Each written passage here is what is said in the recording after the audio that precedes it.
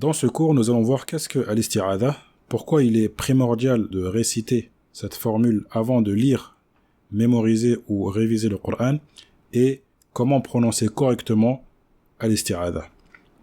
Tout d'abord, al-isti'adha signifie dans la langue arabe demander protection contre un mal, en général. Donc la demande de protection, la demande de refuge contre un mal.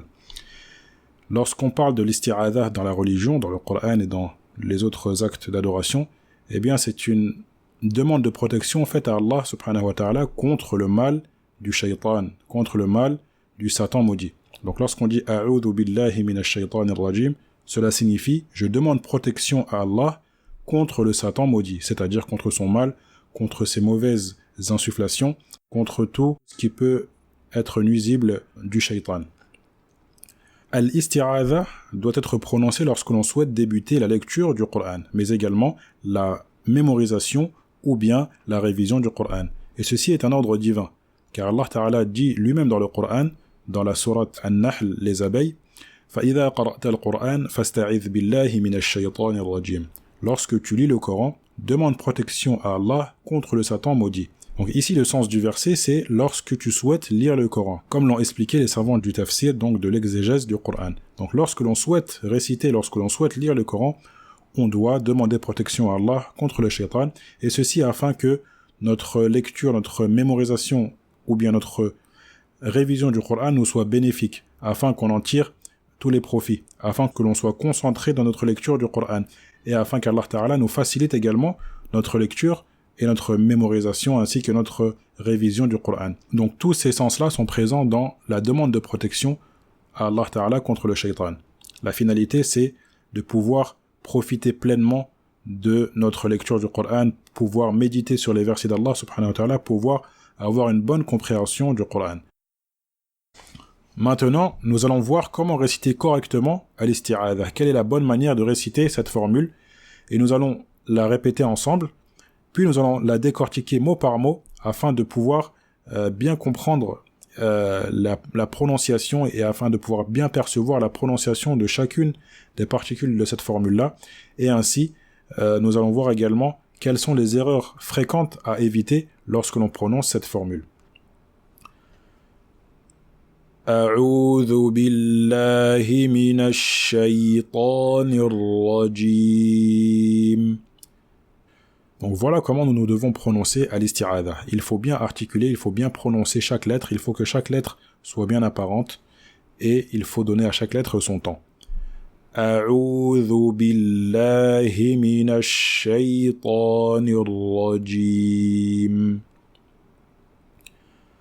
Maintenant, nous allons voir la prononciation de chacun des mots de al-isti'adha et quelles sont les erreurs fréquentes qui sont commises lors de la prononciation de cette formule.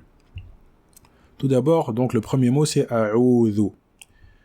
Lorsque l'on prononce a'udhu, il faut bien faire attention à la lettre ayn. Il faut bien prononcer la lettre ayn. La lettre ayn est une lettre qui sort par la gorge. D'accord? Donc ici, il ne faut pas la confondre avec le waouh. Donc il ne faut pas dire a'udhu. Donc certaines personnes vont réciter avec précipitation et vont avaler le ayn. Donc ils vont dire a'udhu au lieu de a'udhu. Donc tout d'abord, il faut bien prononcer le ayn. Et ensuite, il faut bien le prolonger car il est suivi d'une lettre de prolongation qui est le waouh.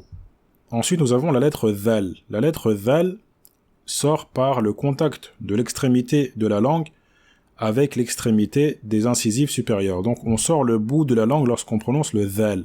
Lorsqu'on dit a'udhu, il faut sortir un peu le bout de sa langue. Et donc, il ne faut pas le confondre avec le zay, parce que le zay, eh bien, c'est l'équivalent de la lettre Z en français. Donc, lorsqu'on dit zay, la langue reste à l'intérieur de la bouche et elle ne sort pas. Donc, il est important de bien faire sortir le bout de la langue. A'udhu, et non pas a'udhu. A'udhu. Également, il ne faut pas confondre la lettre dhal avec la lettre dal. D'accord? Donc, il ne faut pas dire a'udhu. Ceci également est une erreur fréquente. Il ne faut pas dire a'udhu, mais a'udhu, car la lettre dal se prononce avec l'extrémité de la langue qui s'appuie sur le palais. Donc là aussi, la langue reste à l'intérieur de la bouche. Je répète, a'udhu, a'udhu. Très bien. Passons au mot suivant. billahi, billahi. Ici, il faut bien prononcer la lettre ha et ne pas l'avaler, comme le font certaines personnes. Donc il ne faut pas dire a'udhu billahi mina, a'udhu billahi mina. Il faut bien prononcer le ha étant également une lettre qui passe par la gorge. A'udhu billahi mina. Ensuite, nous avons la lettre ta du mot ash-shaytani. Là, ici, nous avons vu précédemment que la lettre ta fait partie des lettres emphatiques, des lettres qui sont graves, qui ont une intensité forte au niveau du son.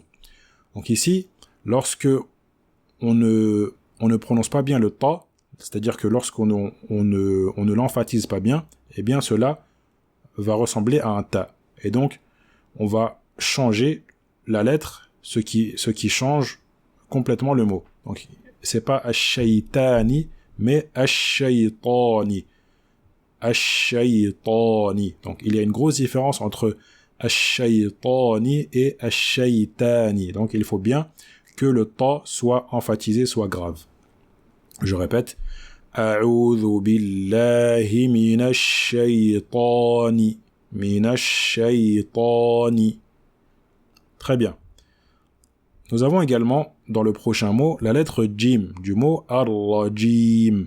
Ici, le jim doit être prononcé convenablement, c'est-à-dire qu'il ne faut pas confondre la lettre jim avec la lettre j de la langue française, car ce sont deux lettres différentes, ce sont deux sons différents.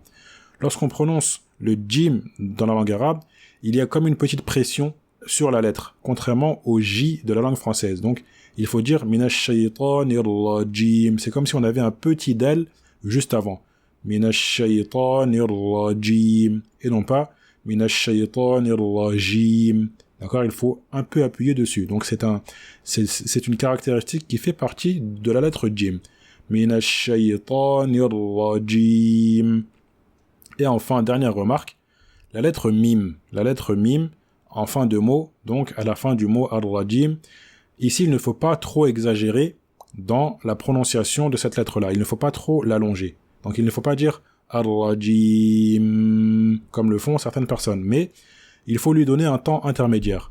Ar-rajim, ar-rajim. Donc, en fait, il ne faut pas trop l'allonger et il ne faut pas non plus trop la faire disparaître. Donc, il ne faut pas dire minash shaytanir rajim.